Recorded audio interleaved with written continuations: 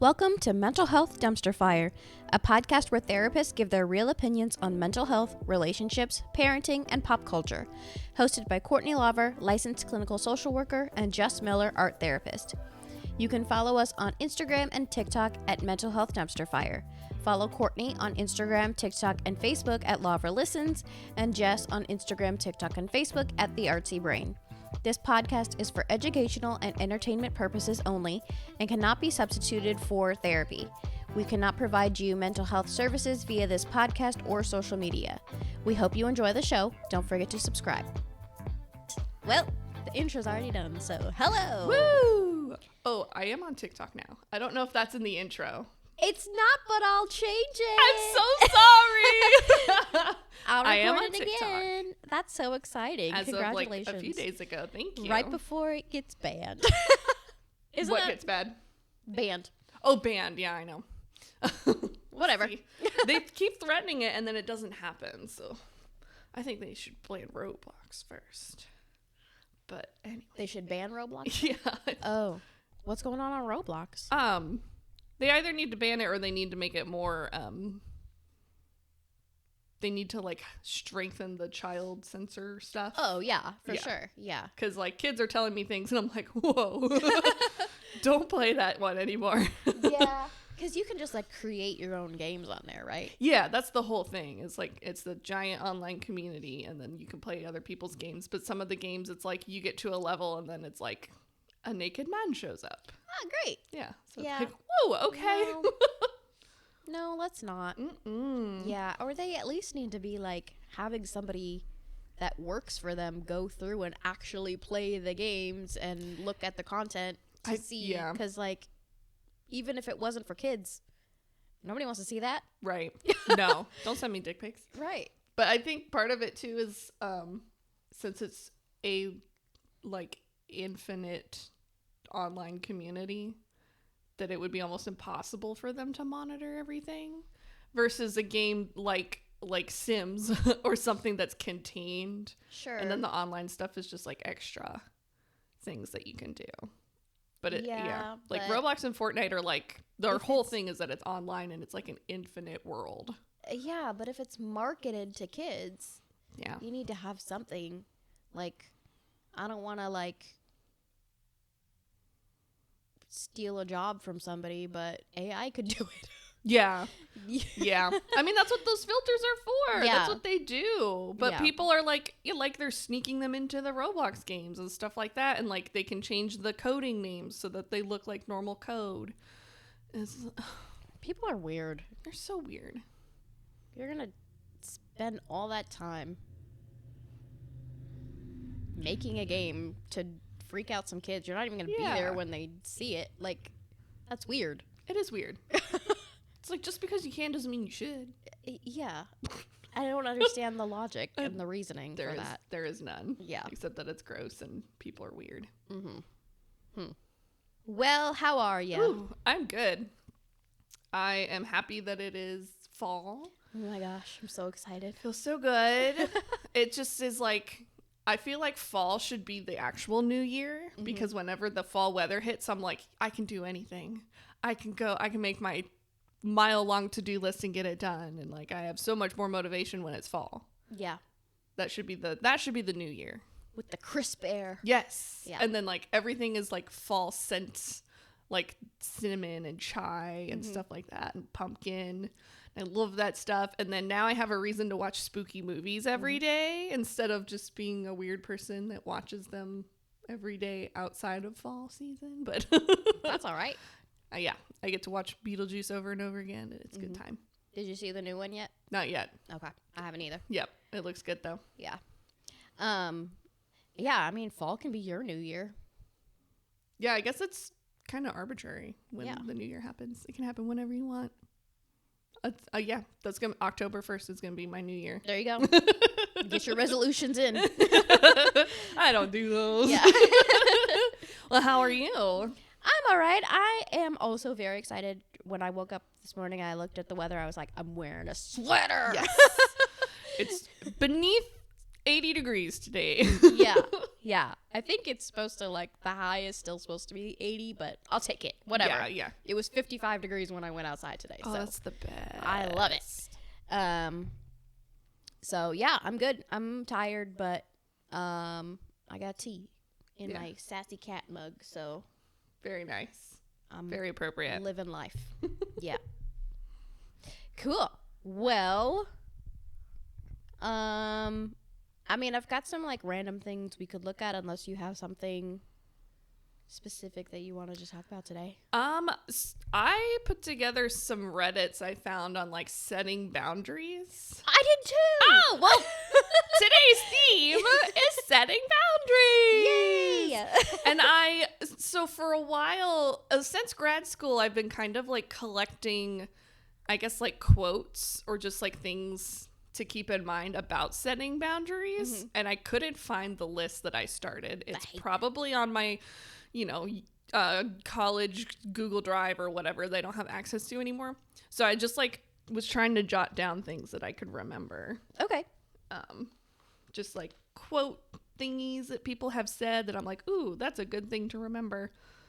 And I'm hoping to turn it into like a little infographic. Yeah. To share. Okay. So this is from Reddit. r/setting boundaries. And this one's called Set a Boundary, and now I think my friends are dumping me. Quick background. I grew up being taught that setting boundaries, especially with loved ones, is selfish and wrong. I had a breakthrough about it back in 2022, and have been continuing therapy and educating myself on boundaries, codependency, attachment styles, etc. Okay, so my two best friends and I were all female in our mid to late 20s and have known each other for 6 years. There have been no major issues in these past years, just small things like being upset with me for being late. I am pretty bad about it. And a small conflict early on about someone I was dating at the time, which was resolved right away. It's like pretty typical stuff, I feel like. Nothing out of the ordinary there. However, there has been one thing that has come up for me a few times that's really upset me, and that is that I feel when we hang out as a group and are clowning on each other, my friends spend a little too much time on me. It's important to note that I am not quick-witted, and also I am not someone who can't laugh at myself. So when the group gets started, I join in a little, even though it isn't really my favorite pastime. Fair. Usually just by piggybacking off of what another person says. I say a quick line or two, and I'm done. But my friends will spend a good 3 to 5 minutes on me. I feel like a lot of people just say, well, just say something back. But again, I'm not quick-witted, and I don't enjoy clowning on people. So when this happens, I just try and laugh along, but then I end up just getting quiet. Usually I make up an excuse to leave for the night later. Since this has been going on for years, the last time it happened, I resolved myself to finally say something. Cut to 4th of July weekend. I was hosting a get-together at my brother's house while he was on vacation. He said he's cool with it. I had some family there, and one of my friends drove up from an hour away, and the other one from out of state, about a 4-hour drive, with another friend that I hadn't met yet. Everything was fine until they started clowning on me for something stupid. I was laughing along, but then it kept going. My family and some of the other people in attendance joined in, but eventually stopped. But then my friends kept going. Truly, it was so stupid and nothing to get upset over, but I got upset that it was happening again. I had started a new antidepressant and was in a highly emotional adjustment phase, so I couldn't hide that I was upset very well, and so I distanced myself. They noticed and asked if I was okay, so I took them to my brother's room to talk, and I broke down. I told them everything, and I was sobbing. At the end, they were quiet and said things like, "Why didn't you say something?" and "I don't want to feel like I'm walking on eggshells." I apologized for not saying anything before and stated that I was still working on getting better. They didn't apologize, which I didn't really need, but there was also no kind of acknowledging or validation of my feelings, I guess. And so it was awkward, and they said they wanted to leave. I told them if they stayed, I would do everything I could to turn around the weekend, because they were supposed to stay the night, but they still chose to leave. We hadn't talked until last week when I texted them asking if we could talk and just put this behind us. They've responded coldly and stated that they want to talk to me all together, and I think they're going to break up with me. And so I'm now scared and heartbroken. I keep thinking about how I explained my fear that if I said something potentially upsetting to a loved one, that they would leave, and then they just left. It's making me feel like I'm too much for people, like my wants and needs are too much, and that I should just be grateful to have friends at all, and I shouldn't be doing anything to jeopardize that. I'm just so sad. I don't want to lose them. Aw. I know, sad. So in that story, what do you think about like the attempts to set a boundary, like how she went about it? Can you recap it? Sorry. Yeah. So basically, her friends have been kind of like ragging on her. Yeah. And teasing her a bunch, and she's not a huge fan of it, but it's kind of like a thing their friend group does, so she's been playing along and, you know, has been okay so far. But then it got to the point where it was happening, and she just kept noticing every time it happened, and so then it built up, and it made her more and more upset every time. And so then she told herself, okay, 4th of July weekend, when they come over, I'm going to talk to them about it. And then they came over for the 4th of July thing, and they started nagging on her and like clowning on her is how she put it, before she could talk to them. So then she got really upset and tried to like distance herself from them to like get away from their picking on her situation. And they obviously picked up on that and were like, hey, what's up? And so she pulled them aside somewhere private and broke down crying and told them like how she was feeling and that she didn't like it. And then her friends responded by saying, like, why didn't you tell us sooner? And I don't want to feel like I'm walking on eggshells around you, which is not a great thing to say in that situation to someone. And then instead of staying the weekend, they chose to leave. Yeah. And the friend was the poster was trying to be like, look, we can, like, talk things out. I don't want this to ruin the weekend. But then they ended up leaving anyways. So she tried to kind of like, not compromise, but kind of just like, hey, you know, let's figure this out. But they chose to just like peace out and go. And then a couple weeks later, they weren't like, it sounds to me like they weren't like talking to her as much, like via text or whatever. And she was noticing they were being kind of cold and distant. So she was like, hey, I want to talk about it. What's going on? And they were like, yeah, we want to talk. We all want to talk to you. Scary. Yeah, it's like intervention style. Yeah. Kind of thing. So then the poster is like feeling like they expressed what they were upset about and what their needs were. And then their friends reacted by just like pulling away. And now she feels like her friends are dumping her. Yeah. So okay. Thank you for that recap. Yes. Yes. So it wasn't the ideal way to set a boundary. Right. I understand that she was driven to her limit. Yeah. And so she was emotional, and it's hard to control what your emotions do sometimes. Mm-hmm. But I can see how to other people, if this is truly the first time that they had heard this and now she's crying, it can feel maybe manipulative to the friend group. Yeah. I can see that. Or at least like just like, well, where is this coming from? Like all of a sudden you're super annoyed by it or super emotional about it when you have been going along with it. Mm-hmm. So we had no way of knowing that you were offended. Yeah. And it's not like, she expressed that like it was hurting her feelings, but it wasn't really a boundary. Like a boundary is like, I need this to happen, and if it doesn't happen, I'm going to do this. Right. So there wasn't really that. And then I can see how she's afraid. Like, that's why it's hard for people to set boundaries, because they are afraid that the people aren't going to respect their boundaries, and then they're going to lose that person. But that's where you have to kind of weigh in, like, okay, well, then is it a boundary that you want to set? Yeah. Because if they don't respect your boundary, it's up to you to follow through. It's not about changing their behavior. It's about changing what you're okay with. Right. And then you changing your behavior to have people in your life that you want, that respect you and treat you the way that you want to be treated. Yes.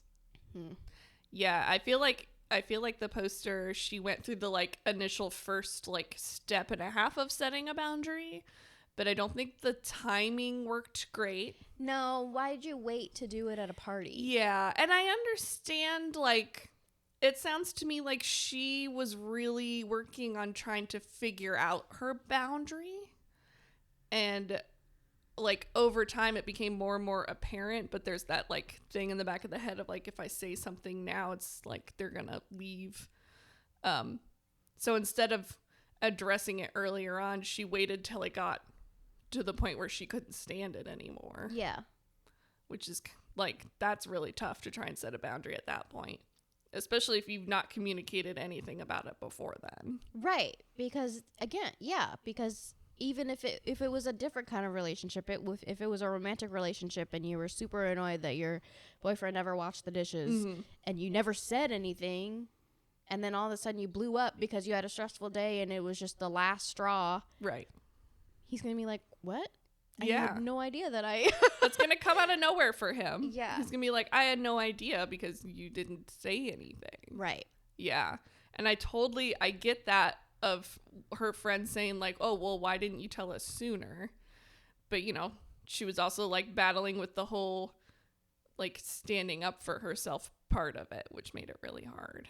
Yeah, well, it sounds like she kind of has people-pleasing tendencies, which is totally normal. Oh, yeah. And common, and we're taught not to have boundaries because we need to please the other people in our lives. Especially a group of all females in their 20s. Right. So, and, you know, if it's their culture to rag on each other and clown on each other or whatever, then I can see, like, you know, feeling like asking for a boundary is asking them to change the culture of the friendship, but it's not. It's saying, if you can't be respectful of me, then maybe this is not the friend group for me. Right. Yeah. And I think, there is definitely the first step of stating how she felt happening, but then there was no like follow through or like clarification on what she needed. Yeah. So I hate that her friends just kind of ditched and left, but at the same time, like, they didn't know what to do about it because she didn't really communicate her needs. She just said, I don't like it when this happens. And they're like, okay, well, now what? Right. I mean, yeah, there was understandable and kind of rude ways that her friends respond. Like, they didn't need to be, you know, them saying like, well, now I feel like I need to walk on eggshells around you, signals to me like, okay, well, then they're probably not going to stop. Right. Or try to tone it down around you. Right. So maybe it's just not going to work out. But also, they felt like attacked all of a sudden out of nowhere with no warning at a party. Yep. So they're going to react to that rather than think about it. Yeah. Yeah, so I think that's a really tough situation that, had it been talked about earlier in the friend group, I don't think it would have been as hard. But it's so hard to like get up the courage and the like ability to be vulnerable like that with your friends, especially if that's like you were talking about, like that's the normal like friend culture that's going on. Yeah. That's just like a normal behavior going on. So that makes it really tough. Yeah. And then I feel really bad too that she tried to reach out and be like, hey, can we talk about it? And then they were like, oh, we all want to talk to you. It's like, of course she's going to immediately be like, oh, okay. They're breaking up with me. Worst case scenario, you know, something like that. Yeah. So, and I didn't find any kind of follow up after this. So I don't know what actually happened. And how that conversation went, but I'd be curious to know like what they talked about and what happened. Yeah. So, I mean, should we just generally explain like what a boundary is and how to appropriately set a boundary. Yeah, I think and then so. go through some more examples, maybe. Yeah. Because some of the examples I found, like, people set a really clear boundary and then it got breached and then they reacted to it and then everyone got mad at them. Or someone set a boundary that wasn't very clear and so someone crossed that boundary and the person got really mad. Yeah. Stuff like that. Yeah. So generally, a boundary is a limit, maybe. Yeah. Like I'm trying to figure out. Yeah, is that the correct word? I would say it's a limit. When I talk to people about setting boundaries, I present it as it's not a wall, it's a door. Mm-hmm. So you're saying, okay, here is my door. If this is how I feel about whatever's going on, this is the door. If things keep going the way they're going, the door's going to be closed, and I'm going to remove myself or like whatever I need to do, take care of myself. But if things work out and like my needs are being met and respected, the door opens. So it's not about putting up a wall. It's not about canceling people. It's not about dumping your friends. It's saying like, hey, here is my little garden wall limit. Mm-hmm. And here's the little gate that can open and close that I'm in control of. And that's it. Yeah. I'm in control of the gate. Your friends or whoever's crossing the boundary are in control of themselves. Yes. So it's not setting a rule. Yeah. It's setting a limit and making your needs clear and making what you're going to do about it clear. Yeah. Yeah, I like the distinction of it's not a rule, because a rule is something that controls somebody else's behavior. Yes. It has a consequence for them to try to get them to change. A boundary is in your control. You control the gate, like you said, Mm-hmm. and it's up to you if you're going to follow through on what you say you're going to do. Right. If the boundary is violated. Right. And I feel like that's the number one mistake I see people make with setting a boundary is that they they either don't set a boundary and it's just a rule, or the boundary turns into a rule. Yeah. That's one of the biggest things that I see a Yeah. lot of people do. Mm-hmm. Yeah. And I think another part of it too is that a lot of people don't take the time to like sit and reflect and think about the boundary and think about their needs and what that means to them. People will whatever happens that crosses their line gets them into an emotional response, which means that if they try to set a boundary in the moment, it's not gonna work. Right. It's just not, because your emotions are heightened, you're pissed off, you're sobbing, crying, whatever. You can't set a boundary in the moment because your emotions are way too up there. Mm-hmm. You're way too heightened. So you need time to reflect on, okay, why I'm feeling sad about this thing, or I feel upset and disappointed that this happened.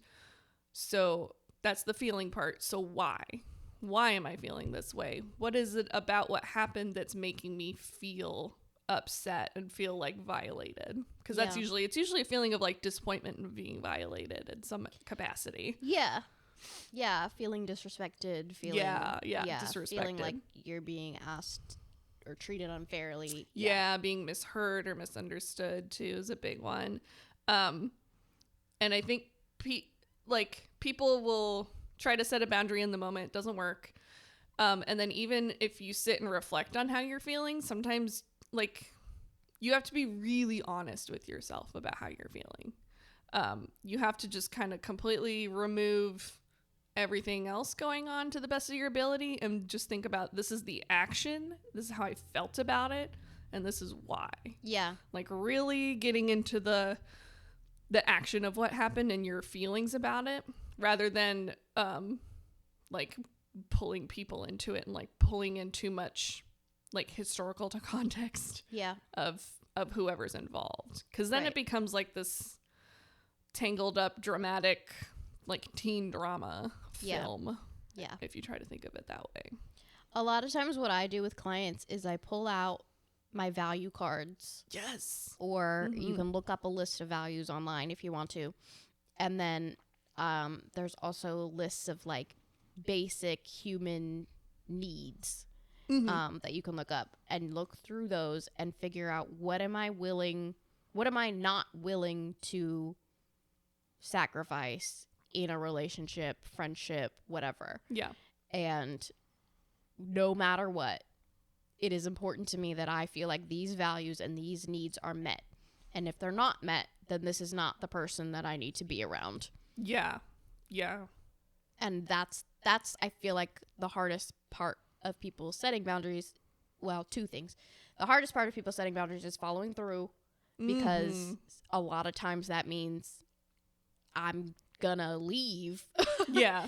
Or, you know, sometimes it's I'm gonna leave and then we'll try again. Right. And, you know, whatever, I'm just not this time. And sometimes it's like, I can't be around you because you continuously are not helping me maintain this value of safety or whatever. Yeah. And so then the relationship just needs to end. But the other thing is that, like we were saying, like we've been socialized to feel like boundaries are rude and that boundaries are actually rules. And that's not the case. Yeah. Boundaries are protecting yourself and putting your own happiness at the same level as everybody else's happiness. Because a lot of times women are socialized to put everybody else up here, above us, and then we're down here, and our needs don't matter as much as long as everybody else is happy. And boundaries are not putting yourself above everybody else; it's putting yourself on the same level. And it feels like a lot because you're used to pleasing everybody else and making sure everybody else is okay. And it doesn't matter how you feel. Yeah. But now you're prioritizing yourself, and you're saying, "No, I have the same needs as everybody else, and my values are also important. So I deserve to feel happy in this relationship." Yeah. Yeah, 100%. I like that idea, which I think is really important, of bringing yourself up to that like value of happiness that others have or that you expect of others to have. Like, I should also expect myself to be happy. Right. And this is what I need in order for that to happen. And I think too, like, yeah, people go into like thinking about boundaries and it feels mean. But if you go into it thinking like, this is the best way for me to love myself and feel loved in a loving way to the other person. Yeah. You're just helping the other person love you better. Yes, 100%.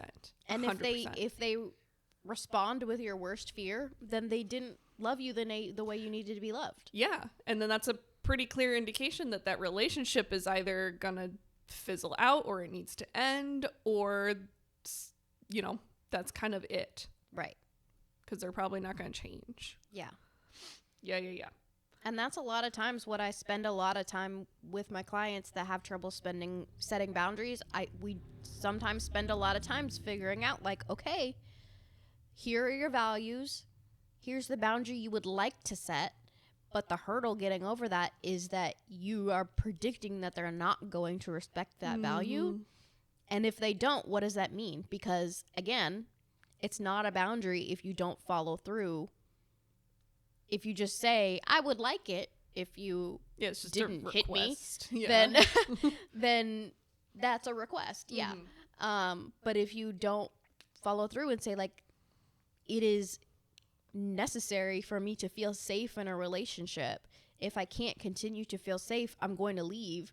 That's sometimes harder for people to prepare for, the possibility of like they might not respect my boundary, especially if they're like, I'm pretty sure this person's not going to respect my boundaries. Then preparing for like, well, then you need to decide, is it more important for you to remain in this relationship even though you're unhappy, or to keep this relationship for whatever reason and to just let them continue to violate what you would like to be a boundary. Yeah. I think a lot of people can kind of intuitively figure out if that person that they're setting a boundary with is going to respect it or not. And that fear of knowing that they probably won't keeps people from setting that boundary because for whatever reason, XYZ, they want to maintain that relationship. Yeah. And I kind of think of it like sometimes it just in the moment feels easier to just let the relationship continue on the way it's going than it is to set a boundary and deal with whatever happens. Yeah, but I think that's kind of what I was saying earlier, is it's easier to put other people first. Yeah. And to keep them happy and to just deal with your own uncomfortable feelings. It's harder to say, no, I'm going to prioritize myself. Yeah. And let them know, like, this is not okay with me. Yeah. And I think with the first story that I read, I think that's exactly what was going on, was like the person knew they needed to set that boundary. They knew their friends were going to like push it, and they just felt like, okay, but I can like keep feeling uncomfortable. I'd rather like just do that and like keep going the way it's going than deal with this right now. Yeah.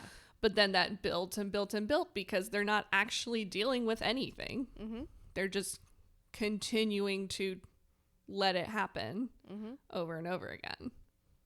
Yep. Yeah. Ugh. Tough. Yeah. What else? Boundaries are not rules. Reflect on your wants, needs, and values first. Healthy boundaries more like a door than a wall. Expressing and setting a boundary involves being vulnerable. Yeah, true. You gotta talk about your feelings. That's pretty vulnerable to begin with. Mm-hmm. And then expressing your needs can also be vulnerable. It can be, yeah, for sure. Ooh, and then this is something that I think a professor or a colleague of mine talked about this once, of like, if your needs, wants, and values change, then your boundary has to change with it. That's true. So the example they were talking about is like having a baby. A lot of people have a really hard time setting boundaries with family when they have a new baby, because like it's family and there's just like this whole complicated thing going on, and these boundaries that they want to set with their new baby were not there before, of like, you need to call before you come over and ask if it's okay first, and we'll let you know. Like, before a baby, that might not have been the case. They could have just shown up and it wasn't a big deal. And I think people have a hard time with adjusting the boundary when some kind of life event like that happens. Right. Because I wasn't sleep deprived before, but now I've got a new schedule. And right. Yeah. And like having a baby is a pretty big life change. And I think I've been hearing more and more people being more comfortable setting boundaries with their kiddos, with new babies. But like going to college for the first time, that takes so much like energy and like mental energy and physical energy and emotional energy for like college students. They're moving out. They might be moving across the country. They're away from family. They have so much more independence now that they don't know what to do. Huge life changes. And so they might have to change some of their boundaries with how they go about making friendships and maintaining friendships, because they have all of this crazy amount of independence now and they don't really know what that's like. Well, and the environment's different too. It's kind of like when you're growing up, you're kind of like, well, my friends are the people who are right next to me. Right. When you grow up and you're an adult, you're like, I can choose whatever I want. Yeah. I can be friends with whoever I want. It doesn't have to be literally everybody I meet anymore. Yeah.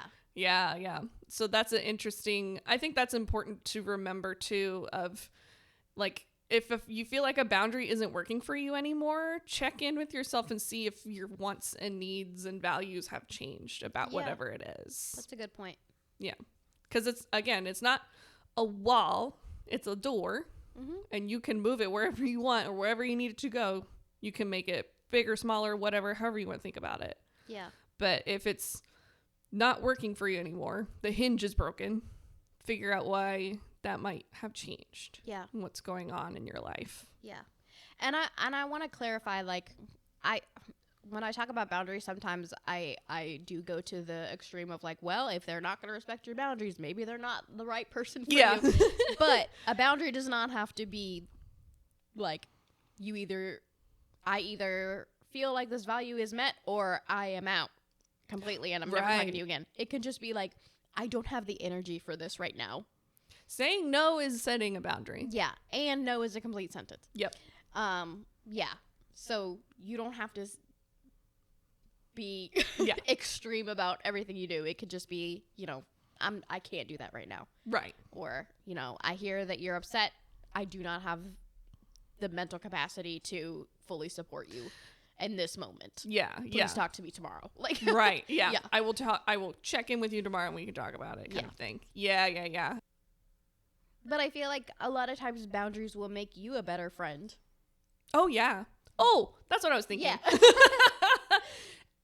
If we can normalize setting boundaries, then setting boundaries doesn't have to happen as often and it doesn't have to be as hard. Yeah. Because if we make it a normal thing where we're just like, hey, I didn't like that. This made me feel this way because I have this value. And so can we do this from now on? And then if that's a normal conversation that people have with each other, then the other people are gonna be like, oh yeah, got you, bro. Yeah. And then it's not a big deal anymore. And it's not a scary thing anymore. Right. And it gives them the opportunity to set their own boundaries. Yeah. And say like, oh, okay, yeah, no, she's cool. Right. She, Yeah. she gets it. I get it. Yeah. Yeah. And then it also doesn't, like you're saying, it doesn't have to be a huge boundary where like you're dumping your friends or dumping your relationships. It could be like you were saying like, hey, I don't have the emotional capacity to talk about this right now. Can we talk about it later? Right. And again, if that becomes a more normal response that people have when they're honest with themselves of I don't have the emotional capacity right now, and they're being honest, other people are going to start picking up on that and doing it too. Right. Because I've noticed that with my friend group. Like once it was like me and then my other friend who's also a therapist. Once we started like kind of making that normal conversation, Yep. and we were like real chill about it, all of our friends started doing it. Yeah. And like way happier people. Yep. You can kind of teach people those skills without like formally doing it. Yeah. Like socializing is way easier. It doesn't feel like an obligation anymore to hang out with people. You can just be like, hey, I don't have the spoons today. Right. Or whatever it is. And they're like, cool, word, we'll get you next week. It becomes not a big deal anymore. Right. And it's not as scary anymore. Yeah. And it doesn't always have to be like a formal like we need to schedule a talk. We need to talk about like unless it's like a huge like major thing that's like very serious, but it could just be like girl, I'm not a morning person. Please do not call me before 9. Like yes. Which is a boundary I definitely have. Do not call me on my days off. Do not call me before 10 a.m. Yeah. That's in my paperwork. Yeah. Like, don't. But it's also a boundary I have with my friend. Like, yeah. My 20-year-old friends know not to invite me to things that start at 12 o'clock. Or, midnight. At midnight. I'm not going to be there at midnight. I'll be in bed. I know. I had to talk to some of my friends and be like, I love y'all. Y'all are like 10 years younger than me, and you go mountain climbing and stuff. I'm a grandma. Yeah, I'm a grandma. I live the grandma life. I want to sit on my couch and crochet and talk about like historical events that I think are cool. Yep. I go to bed early. I get up late, and I need a nap in the middle of the day. Like, I need my sleep. Yeah. Yeah. I love that slow life. Yeah. And like, I used to be one of those like cool mountain climbing, hiking, camping, like skiing or whatever. I used to do all the things, but now I'm like, nah, I don't do that anymore. No. And maybe I'd feel better if I did, but I'm not doing it. I don't think I would. Yeah. Because I was kind of like forcing myself to go out and like keep trying to like rock climb and stuff when I moved here. And I went a couple times and I was like, oh no, I'm not. I'm too anxious when I'm here. And like, this is not good for me anymore. I'm not going to do this. I'm going to find a replacement. Yeah. But like, I love y'all. You guys are crazy. I'm here when you fall off a wall and break your arm. I'll drive you to the hospital, but no thank you. Yeah. I won't be participating in that, but if you need somebody to bail you out of jail, you know who to call. Yeah. No, yeah. I say that to my cousins too. Yeah. Oh, good stuff. Yeah. So, did you have a boundary story to share? So, okay. Yes, I found more. No, I'm going to do this one. Am I overreacting to my boyfriend's boundaries? My boyfriend's boundaries feel controlling to me, but that might be because I suck at setting boundaries. Maybe I just don't know what healthy boundaries are. His boundaries are, he won't put up with someone dressing in a manner that he doesn't like. His words, I will not be with someone that thinks it's okay to walk around without a bra, that thinks it's okay to advertise their body to everyone when that right should be maintained just for me. I have had to change a shirt before leaving the house as I had a hint of cleavage, and not because it was a low shirt, but because my boobs have gotten a lot bigger over the past year for health reasons, and I struggle to fit them into any of my clothes. He won't maintain a relationship with someone that partakes in a girls' night or weekend. His words, I will never be okay with a girls' night, girls' weekend, or week. I will not stand by while you act like a feral woman. If you want to behave that way, you will, like a single woman. Oh, no. If you want to behave like a single woman, you will do it without me. Our relationship is supposed to come first. This came about because I wanted to go on a camping trip with my mom, I'm counting red flags. That's what these are. my sister, and my nieces, who are children. I ended up having a health problem the weekend of the camping trip and never got to see what happened if I would have gone. Am I overreacting? Is he trying to control me through his boundaries, or are they healthy and I should maintain them if I want to stay with him? Okay, you're not overreacting. You're underreacting, if anything. You should leave You should immediately. You should leave. And yes, he is controlling you. And no, he is not setting boundaries. None of those were boundaries. He is making rules. Yes. And he is trying to phrase them to place blame on her. Mm-hmm. But it's still a rule. Yeah. Stupid. Yeah. A boundary is, I need to be in a monogamous relationship. Right. Yeah. Or I would feel much better if I knew where you were when you go out. Yeah. But you're still your own person. Right. You still have autonomy, and I'm not controlling what you wear. I feel so bad she went into this, like, explanation of why her boobs were bigger, and in my head, I was like, girl, you don't need to explain that your boobs got bigger. Who cares? Who cares? He doesn't need to be setting rules about what you wear. Yeah. Some of it is, like, archaic beliefs about women, but a lot of it is just controlling. Oh, yeah. Yeah. If you want to behave like a single woman, then you will be single. Okay. Goodbye. I'm not behaving like a single woman. I'm going to hang out with my girlfriends. Yeah. Which, like, the whole thing of the whole, like, him setting a boundary about girls' trips. And she's like, I literally was going camping with my mom and sister and my niece and nephew. Family on a camping. What are we doing on a camping trip? No. No. Boundaries are not an attempt to control someone else. Boundaries are a way for you to express your needs and then to give yourself autonomy. Yes. And respect other people's autonomy to say, you can choose not to do this. Right. I won't be in a relationship with you. Yeah. But you can choose to do it. Right. Like, yeah. But, yeah, no, not boundaries. Those are not boundaries. He is and controlling. they are controlling and they are abusive. And I think I only got to 8, but there were probably more than that. It was red only flags. 2 paragraphs. 8 red flags in 2 paragraphs. Crazy. That's too many. Where's the red flag guy?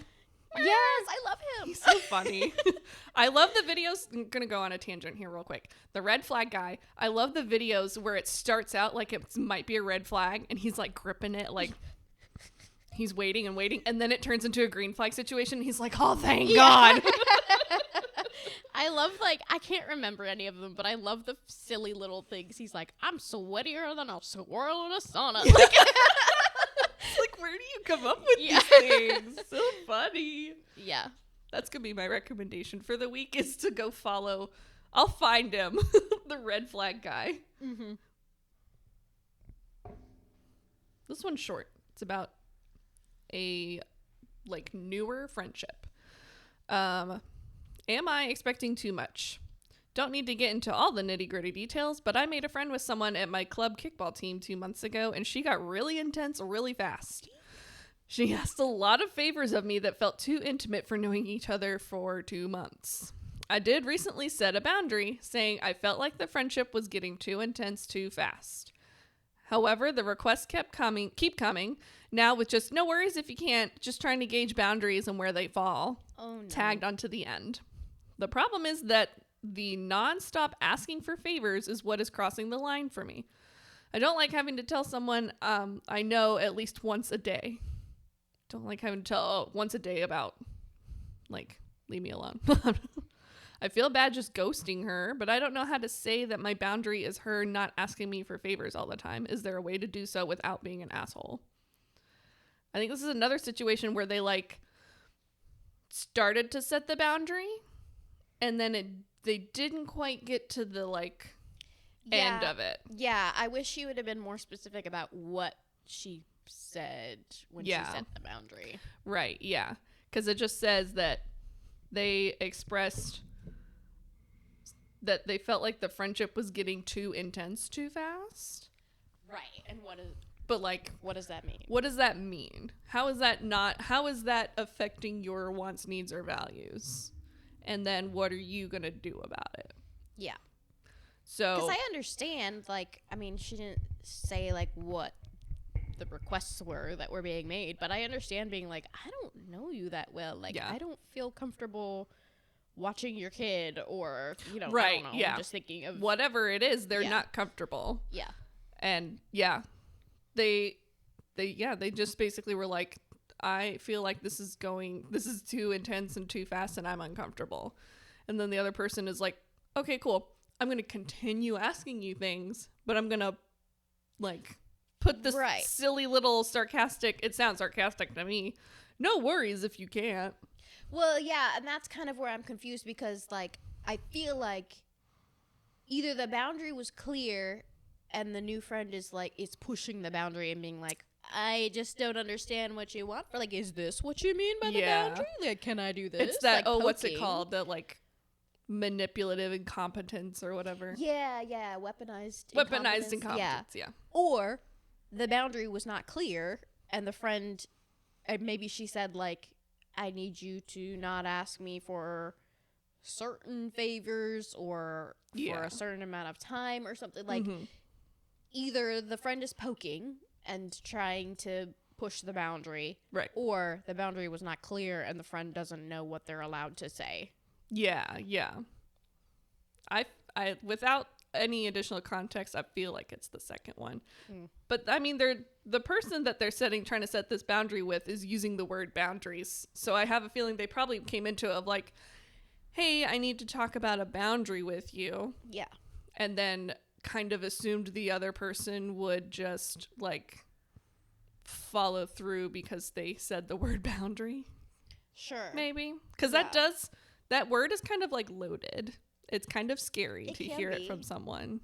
Yeah. It doesn't have to be, but I think... Yeah, it shouldn't be. It shouldn't be, but people, the way that we're socialized right now and the way that people, like, set unhealthy boundaries, and it's complicated. It can sound like a scary thing or, like, a serious thing. Right. Yeah, I wish there was more specifics about, like, how she phrased it, right, or what kinds of favors are being asked of her, because I get, like, some people come on too strong too quickly, and it's like, I don't know you well enough to feel comfortable talking about this or helping you with this, and that's fine. But again, like, what's your responsibility in it now? She's pushing your boundary, so now what are you going to do about it? Right. Yeah. Because that's what a boundary is. You're not expecting the other person to change, or you're not trying to force the other person to change or stop doing anything. You're just letting them know, hey, if this continues, this is what I'm going to do to protect myself. Yeah. Because I've had to set boundaries before with friends that are like, you know, I can't do this for you anymore. It makes me feel that, like, I want to enjoy our friendship, and when I continuously have to do these things for you, it makes me feel more annoyed than loving, and I would like to be a loving friend, so I am not going to be doing these favors for you anymore. Yeah. That's totally fair.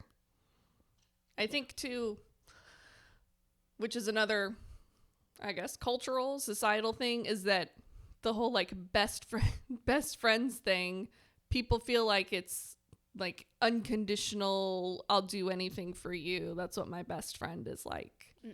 It's like, no.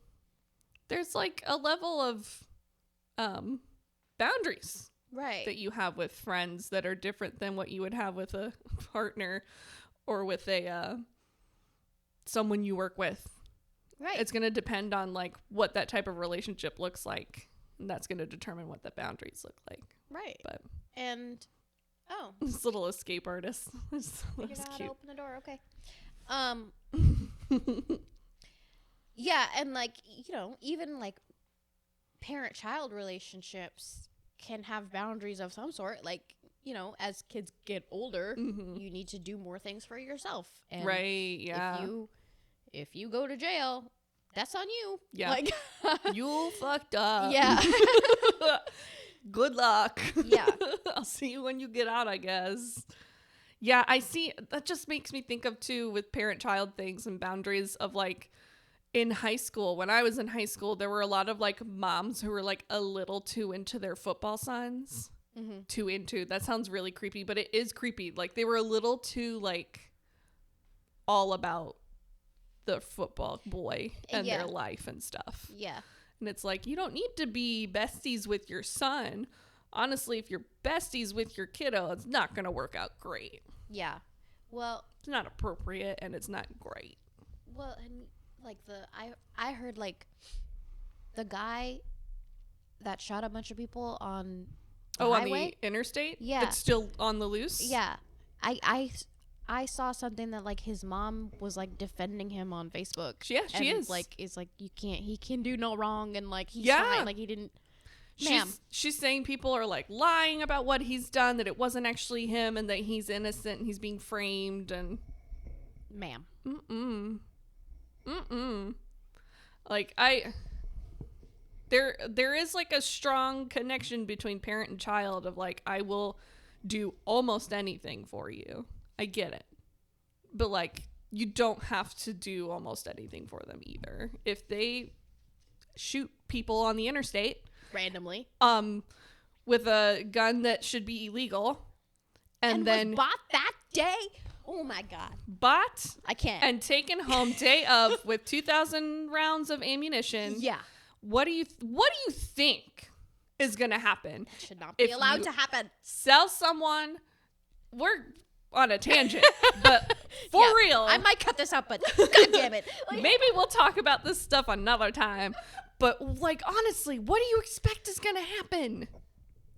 You sell him a gun that's made to, you know, mass murder people. Then you sell him 2,000 rounds for this gun and then say, peace, homie. Have a great day. Yeah. Have fun doing your hunting. Have fun hunting. What, you're going to absolutely decimate a deer if you shoot it with that gun. You don't need it. You don't need it. Nobody needs it. No. Like, I will do anything, or I will defend my kid for like everything. Sometimes they fuck up real bad. And you have to kind of be like, okay, dude, you fucked up. We're going to have to deal with it now. And maybe the parent's boundary is like, you're an adult, so you got to deal with the consequences of your own actions. Like, I'll talk to you when you figure it out. Yep. That's fair. Yep. That's totally fair. Okay. All right, I have another one that has a happy ending. Okay. Okay. Am I the asshole for refusing to wake my boyfriend up in the morning, which made him almost lose his job? I, 25 female, have been with my boyfriend, 25 male, for almost a year, and during our entire relationship, he has struggled with waking up in the morning because of his ADHD. He sleeps through all of his alarms, which usually means he is late for work. Sometimes it's only 10 to 15 minutes, but it can also stretch to an hour. His boss likes him and has given him plenty of chances, but yesterday he got his last warning that if he doesn't show up on time, he will lose his job. We have had a couple of discussions / arguments over this over the last year because he believes it's my responsibility as his girlfriend to wake him up. But I don't. Despite me waking up from his alarms and being able to shove him out of bed if need be, I don't think it's my responsibility. He is an adult, has known about his ADHD since he was a child, and should by now have found some method that works. Him making it my responsibility turns me into a caregiver, a mother, instead of a girlfriend. This doesn't mean I refuse to help him whatsoever. I have done plenty of research to find alternative methods, but either didn't work or he refused to do it.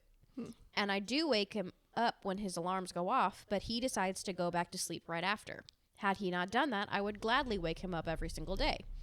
But I know this is my only perspective, but I know this is only my perspective and is most likely not true from his. But when he decides to just go back to sleep, it makes it seem like he doesn't want to try. Not to mention the fact that he is especially grumpy/angry in the mornings and has on several occasions yelled at me for both waking him up and for not waking him up. And I don't want to help if he's just going to get mad, even though I know he doesn't mean it. But when his boss gave him his last warning yesterday, I felt so much guilt. Because had I just woken him up and been persistent, he wouldn't be in this situation.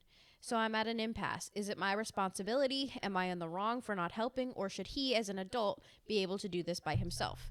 I kind of feel like the asshole, but also not. Yeah, fair.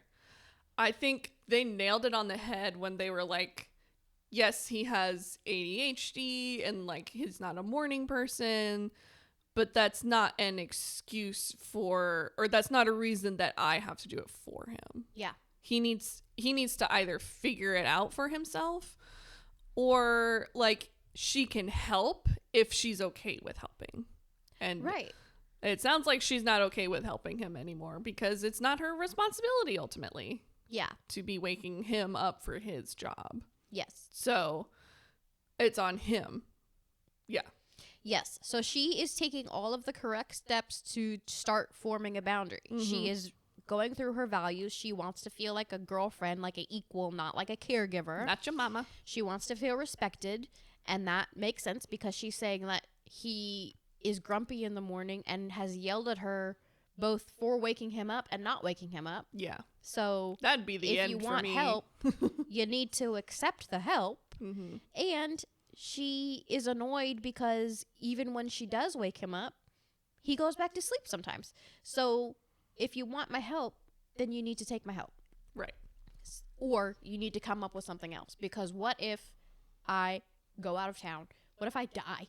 Yeah. How are you going to get to work? Or like, I'm not here. I'm not in a relationship with you anymore. Right. Or I break up with you. What are you going to do? Yeah.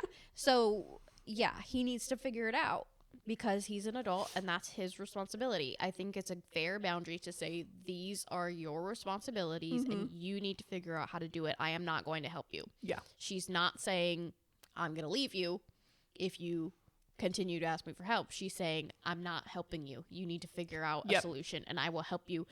She has come up with alternatives and tried to give him options. Right. But that's on him if he wants to do it or not. Yes. She is not setting a rule and she's not enabling him anymore. Mm-hmm. She's saying, hey, you're responsible for getting yourself up. I want to maintain this relationship that I'm your girlfriend and not your mom. Yeah.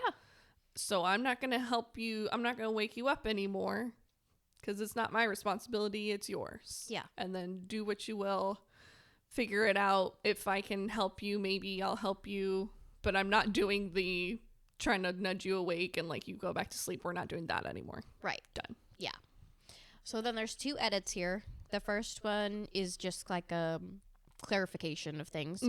She says, I feel like I should mention more to the reason I don't wake him up. It's not like I can't since I'm already awake, but first of all, this affects my day too. I can't go to sleep before him because our bedroom doesn't have a door. It's a small apartment. So if he's watching TV or gaming, it keeps me awake. This means I don't get enough sleep either. So when I have to do uni work during the day, before I work in the evenings, I zone out and usually fall asleep. Physically can't keep my eyes open, which is why I wish I could just keep sleeping for an hour or so longer without having to worry if he got up or not.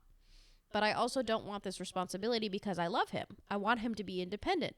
And I know we're in a relationship and we're supposed to depend on each other, and we do, but I don't want him to depend on me to get him to work on time or to keep his economy in check or anything that would turn his life upside down should we break up.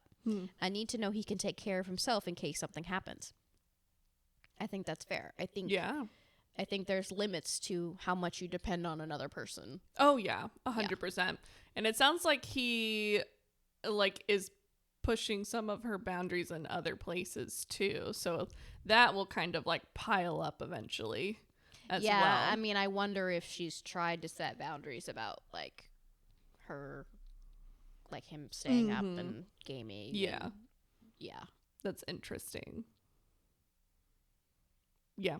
That could be something that either they have addressed and then that's what is working for them, even though it sounds like it doesn't completely work, or it's something that she hasn't addressed yet and it's just kind of like, also extra bonus, this is another thing that I think I need to set a boundary for. Right. Yeah. Yeah. But I totally get that. Like, if it's her responsibility to make sure he's awake, then she's anxious and she can't go to sleep because she has to make sure that he's awake. Yeah. That's not healthy for her. No.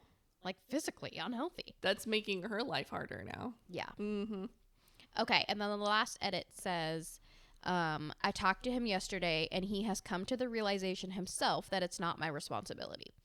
He felt that way because he felt like a failure for not being able to do it. So, like a lot of you said, it was easier to blame me. We did agree to try the wake up light, so hopefully that will work. I'm not breaking up with him. I love him, and I want to keep helping him. I made this post because I was unsure if I should have done more or if the fact that he had taken no personal responsibility to make a change means I did all I could. He is well aware that he is the only one who can make a change. Neither I nor a psychologist can make that change for him. Mm-hmm. He hasn't until a couple years ago tried to genuinely take control, so it makes sense that he's still finding methods that work. But I suggested both a psychologist and finding other people with the same diagnosis as him so he could have someone to talk to. Hopefully we'll figure it out together. Of course I will be there for him, help him find methods, and be there if he fails, or if they fail.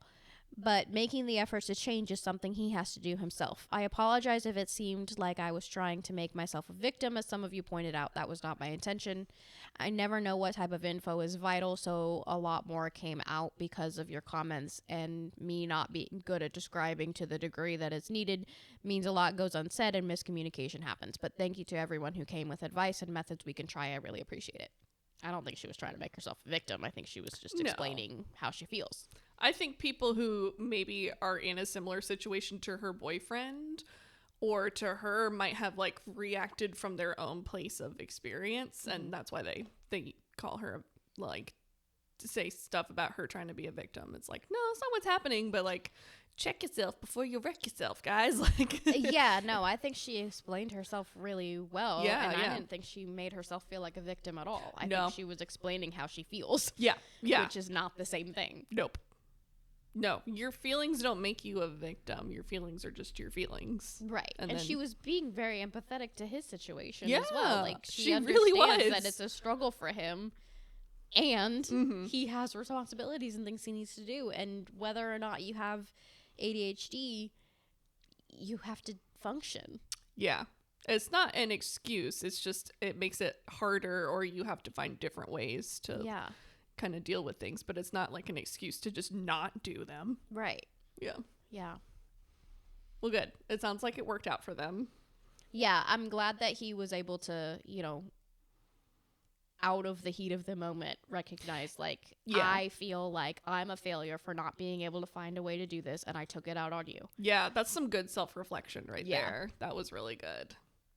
Okay, so this one is about someone whose significant other is setting boundaries, and the person is realizing, like, hey, those are actually not boundaries. So they're trying to figure out how to go about, like, how are we going to talk about how what you're doing is not a boundary? Okay, responding to unhealthy boundaries. My significant other is learning boundaries and is both using the concept of boundaries to further perpetuate their manipulation of me, or is making boundaries that are extremely unhealthy and not conducive of a relationship. I don't know how to respond to these boundaries, if at all, so that it's clear that while I hear and accept them, I will not be honoring them. When I read that the first time, I was like, what? These run-on sentences really get me, you guys. So, some examples. Significant other says, I have a boundary for you. Do not ask me to do something for you that you are not willing to do for me. Yeah, not a boundary. The way they start. I have a boundary. I have a boundary for you today. A boundary is not for you. It's for you. For yourself. It's for yourself. You just inform others so that they can they know that it's there. Anyways. Okay. I responded that I hear and accept that boundary and will mirror it. However, I don't ever ask them to do things for me that I'm not willing to do for them. But there are tons of things that they expect me to do for them that they are not willing to do for themselves. This is not reciprocity. Reciprocity. Sure. I never say that word. Or compromise, and therefore I will not honor the boundary. I also have issue with this boundary because it's just telling me what to do. Yeah. A boundary is supposed to be what they are going to do in response to a specific behavior of mine. By their statement, I have no idea what their response will be if I violate it. It sounds more like a control statement than a boundary. They are correct. Example number 2. Significant other says, if you'd like to continue to blame me, I will not engage in the conversation. And the poster says, I really like this boundary, and I think under normal circumstances, this would be a great boundary to have. If you continue to blame me, I will not engage in the conversation. I think depending on context, that is fair. Yeah, but it's a little vague. Yeah. What is blame? Right. Mean? It's a little too vague. Yeah. So this would be a great boundary to have, trying to get me to express my feelings without placing blame. However, significant other stated this boundary in response to me calling them out for stonewalling. If I say something like, I feel hurt, discarded, and frustrated when I don't get communication because that's important to me. Oh, communication about our children because that's important for me to be involved in their lives. What I need to know is what's going on I just need to know what's going on. I gotta read that again. I feel hurt, discarded, and frustrated when I don't get communication about my children because it's important to me to be involved in their lives. What I need is to know what's going on in their lives in a timely manner. So just saying like, hey, if something's going on, I need to know. Mm-hmm. Significant other's response is that I am blaming them for not communicating, and then they state the boundary from before. No, that's not blame. That's just pointing out what's happening. Yeah. It's just a fact. Yeah. Something happened with the kids and you didn't tell me about it. The poster is literally like, so I didn't get information and I feel I feel upset and discarded about it. In the future, can we make sure that like you're communicating with me and like timely communication? And they said, stop blaming me. Yeah. I won't talk to you if you use blaming language. It's basically their boundary they tried to set. How would you like me to phrase it? Because you messed up. Well, and then the poster says, their response is that I'm blaming them for not communicating. See the boundary above. So I told them that they're basically just continuing to stonewall. And then the result is more stonewalling. So it goes nowhere. Oh my God. And then they asked for ways to deal with this boundary. And everyone's like, it's not a boundary. That's not a boundary. It's not a boundary. This is why I don't do couples counseling. Same. Because I can't. I would tell everybody, livid. Break up. Yeah. I had to, I've had conversations with people where like, I kind of like mention like, oh, I could never do couples counseling. Haha. And they're like, why? And I'm like, I don't want to like get into it, but I would tell all of them to break up and never speak to each other again unless they had kids. And I'd just be like, no. Yeah. The amount of times I've thought to myself, like, everybody needs to be so careful with who they have children with. Yeah. Birth control needs to be so available to everybody because please do not have children with somebody that you hate. Yeah. You are stuck with them forever. Yeah. You can't avoid them. Yeah. You have to talk to them, and you have to like you have to talk to them well. You have to communicate well. Oh God.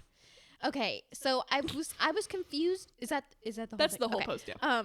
I was confused about the first part where he was saying, "Don't tell me to do something that you wouldn't do for me." Yeah. And she says, "I do, but since you don't do that, I'm not going to respect that boundary." Is that what she said? Significant other says, I have a boundary for you. Do not ask me to do something that you're not willing to do for me. I responded that I hear and accept that boundary. However, I never ask them to do things for me that I'm not willing to do for them. And there are tons of things that they expect me to do for them.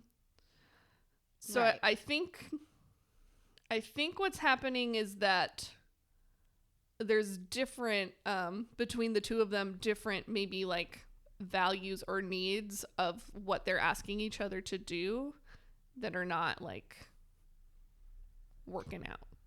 Right. So Okay. like he is, instead of the significant other, instead of asking the poster, hey, can you do this for me? They're just expecting them to do a lot of stuff without communicating. And then the poster is saying that I never asked them to do things that I wouldn't do, or that like I would never ask them to do things that they wouldn't want to do for me. But at the same time, like that's also not very much. Right. So it's unequal. Yeah. The expectations. Okay. Yeah. I think that's what they're talking about. Okay. That makes sense. Yeah. Yeah. Oh. Like, yeah. No. Get out. significant other is asking like way more, or just expecting without communicating, which is a whole other issue, way more. And then so they're like, I'm just gonna ask less and less of you. Right. Yeah. And I know we've talked before about like the appropriate usage of the word gaslighting. This person is gaslighting the poster. They're using saying, hot topic terms, you know, trendy phrases. Right.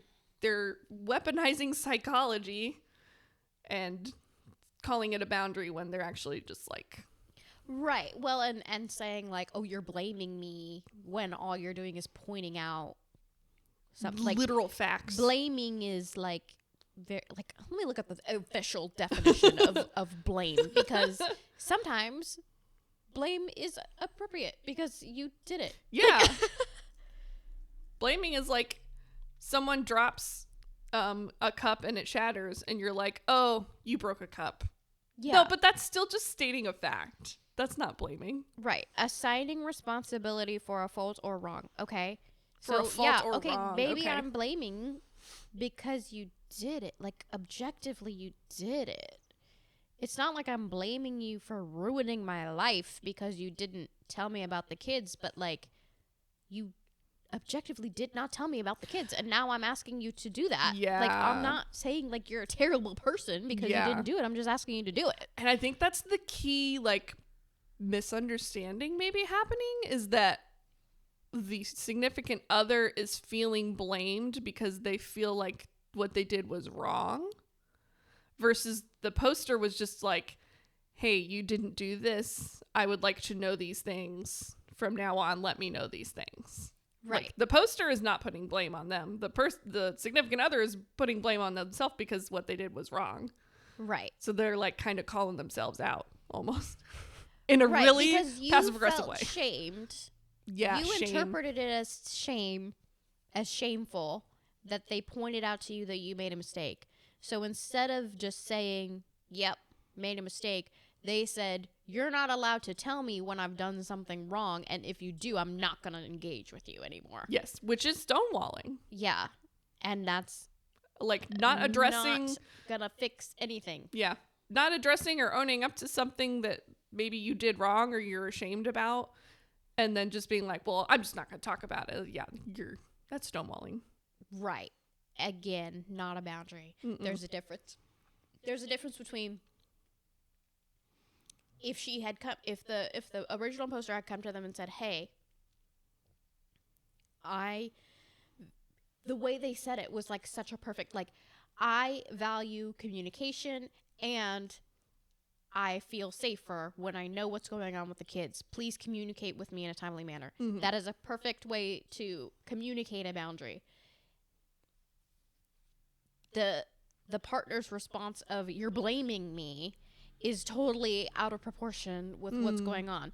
If the original poster had come to them and said, like, you are such an asshole, I can't believe you would do this, you need to keep me updated on all things all the time, then you could set a boundary and say, I will not be spoken to like that. Right. We'll talk when you can When no you are longer use that calm, language. Yes, when you can speak to me respectfully, Mm-hmm. then I will engage with you. Yeah. That's a boundary. That's a boundary.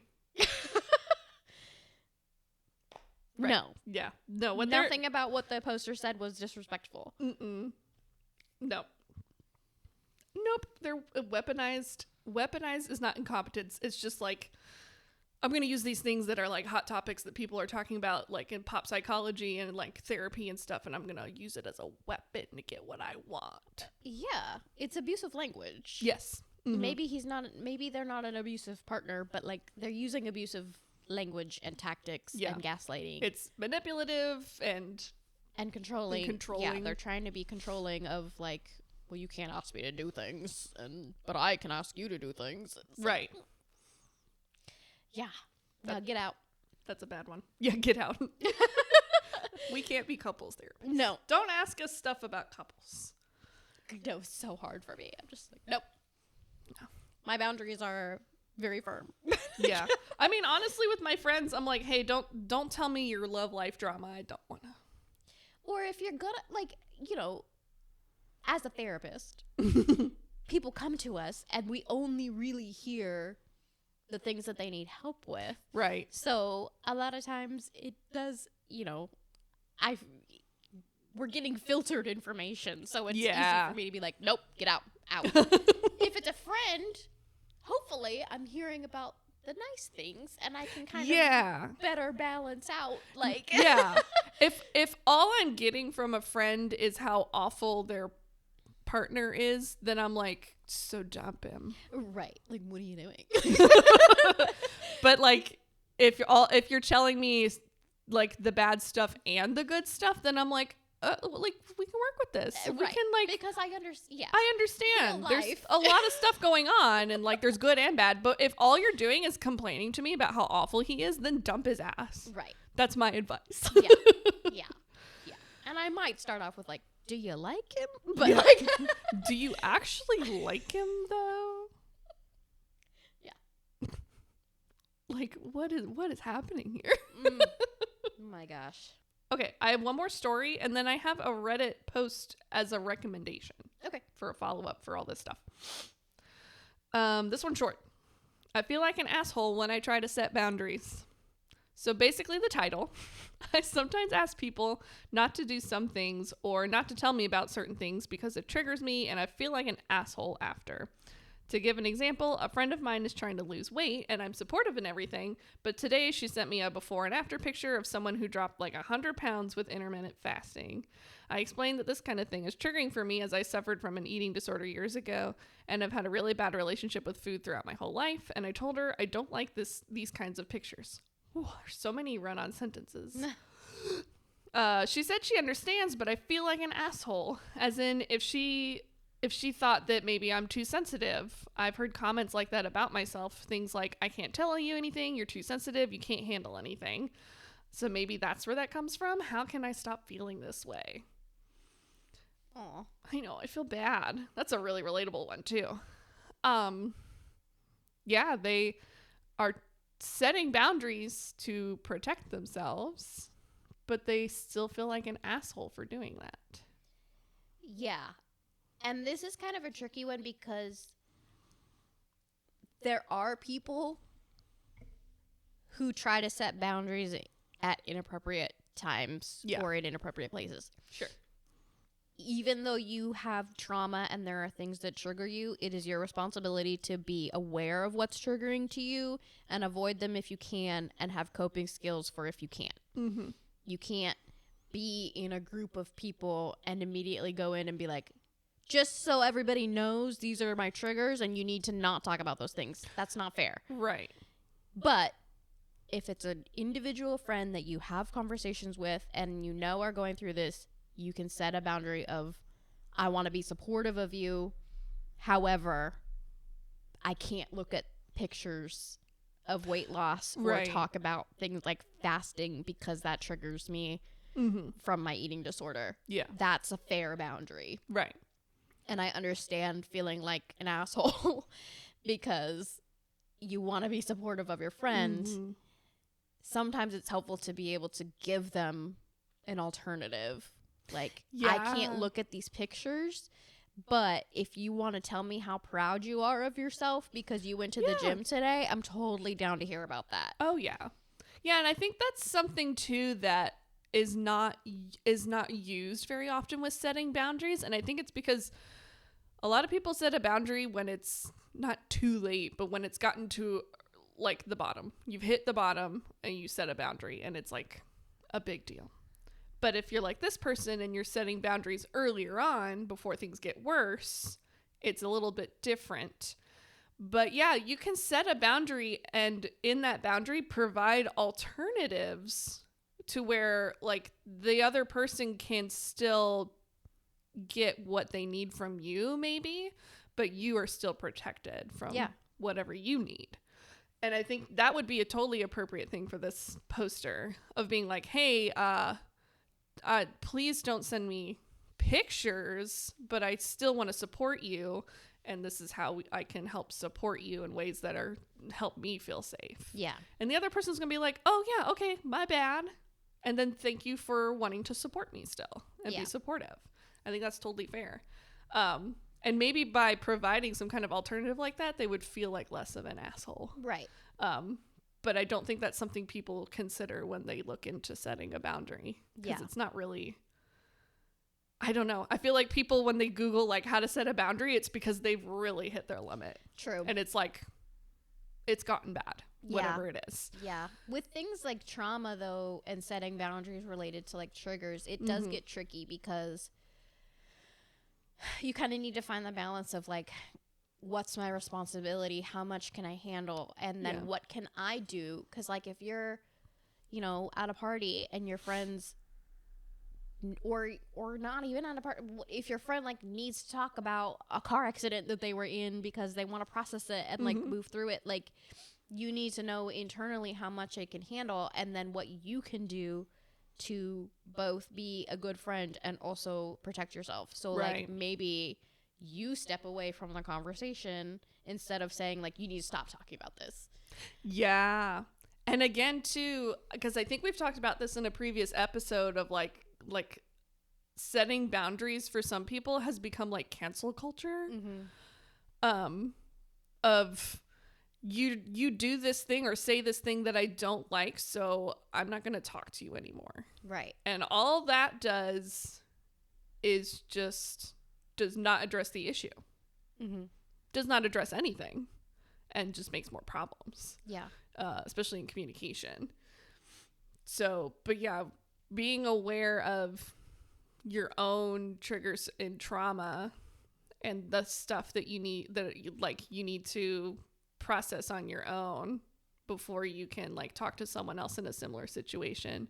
Yeah, that's definitely like you have to do that work yourself. Right. Or like if you need to say like, hey, like I am totally willing to like listen to this story, or, you know, I don't know. If it's a friend that you see often, you can say like, if you're going to talk about these things, could you give me a heads up that like you're going to want to talk about it today? Or like, hey, can I talk to you about this? Like, are you ready for me to bring this topic up so that I can like mentally prepare myself instead of just being like, I saw a car accident today. Like, you know, like don't just like spring it on me. Right. Like, please give me some sort of content warning before you start talking about these things. Which I think that's totally fair, is to ask, like, if you know that is going to happen, be like, can I have a content warning, or can we like can we reschedule this for a day where I have more emotional availability? And that is you setting a boundary and then also being available for your friend. Right. Because that's still important. Yeah, because it's totally acceptable to be like, you know, like we have a societal expectation that like you're not going to talk about gross things while we're having a meal. Yeah. So like it's okay to like set that boundary to be like, while we're in a car, please don't talk about car accidents. Yeah. Or while we're eating, please don't talk about your weight loss. Things like that. Like they can be simple like that. Yeah. And not make people feel like, and again, like being specific and giving clear expectations so people don't have to be like, okay, well, when am I allowed to say things? Yeah, or like, when is it not? Because that's when you get to the point where people are like, now I feel like I have to walk on eggshells around you. Yeah, you're really sensitive. Because I'm not sure what your boundaries are. Yeah. Or like every time I try to talk about something, you say that's a trigger. I don't know what your triggers are. Right. So you need to either communicate that, or you need to deal with it, or you need to remove yourself from the conversation because I need to process these things and you're my friend and I would like to process these things. Right. Yeah. Yeah. If you're trying to set a boundary with someone and they say something along the lines of, I feel like I have to walk on eggshells now, either they're not respecting your boundary already, or maybe that boundary is just not clear enough. And that's why they feel that way. Yep. Yeah.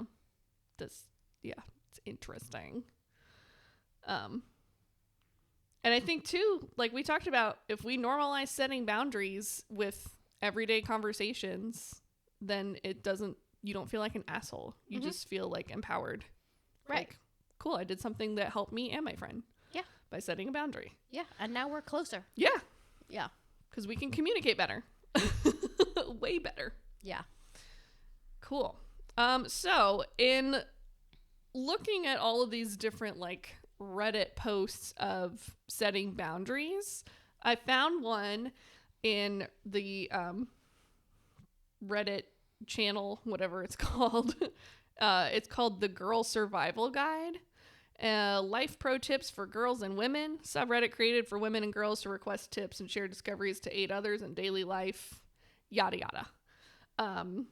It's been around for a while now. It's got like almost 500,000 members in it, and it's got some interesting content.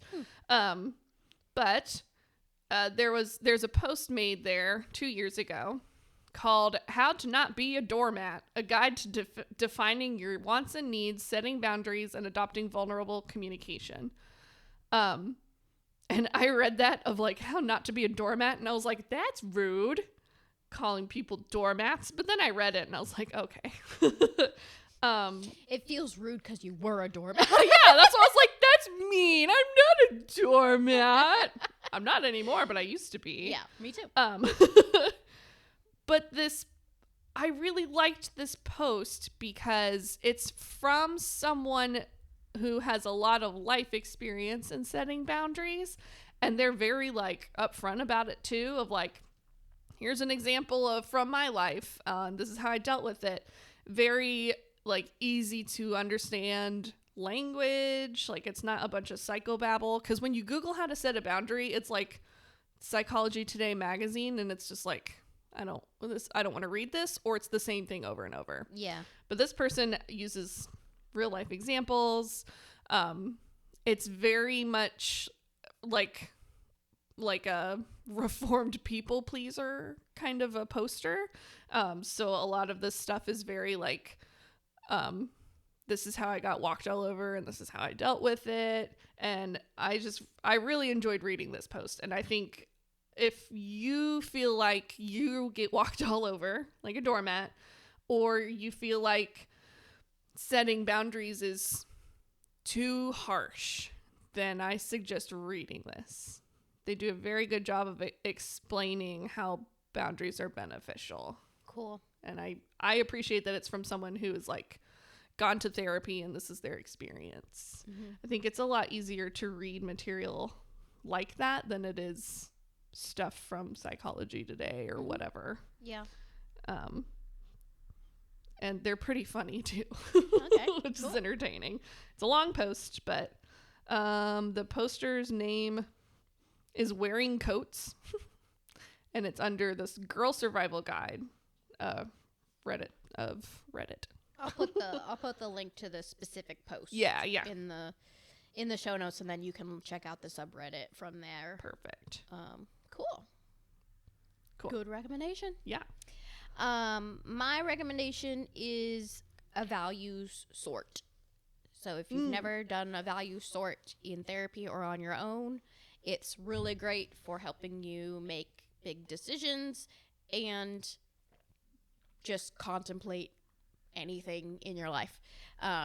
So there's like physical cards that you could get and do a value sort with, but I'll also put a link in the show notes to an online one that you can do, and it basically just gives you like 50 values, and you divide them up into ones that are really important to you and ones that aren't very important to you, and then it has you narrow it down until you only have like 3 to 5.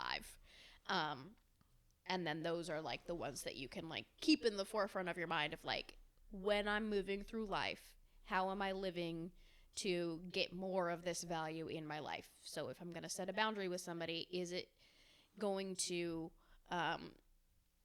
enhance my value of loyalty? If I am deciding whether or not I'm going to quit my job, am I living in my value of security if I quit a job before I have another job or whatever? So it's really good in decision making. It's really good in relationships. It's really good in just like anything that you want to do, making sure that you're living for your values and knowing for sure, like, these are my top values and this is how I want to live my life. I want to be known as somebody who is loyal. So I'm going to make decisions that align with my value of loyalty. So that's my recommendation. Do a value sort. I've done that before. I've done that value sort where it comes up with like your top 3 or 5, and then I turned that into a therapeutic art activity in a group that I had one time. That's awesome. Maybe I'll make a video on how to do that. Yeah, that'd be good. And you can put it on your new TikTok. I'm on TikTok. I'm with the times, guys. Yeah. I don't have a Threads, but I don't write a lot. I'm a very visual person, duh. So that's why TikTok and Instagram make sense. Yeah. All right. Well, please let us know in the comments what your experience with boundaries are, what your opinions of boundaries are, any helpful boundaries that you have set in your life. And if you do a value sort, what are your top 5? Yeah. Ooh, I want to know. I want to know what like the global average on some of those values are from that value sort. Mm-hmm. Be interesting. Yeah. This one's, it has 50. I can't see them all, but like I've seen ones before that like are like hundreds that you narrow down, and they like have like very specific ones that are in there. And it's like that. It's interesting to see what people choose. Yeah. That'd be cool to see among like a friend group. Like, the 51, just like see if anyone had any in common. Yeah, that'd be interesting. Good conversation starter. Cool.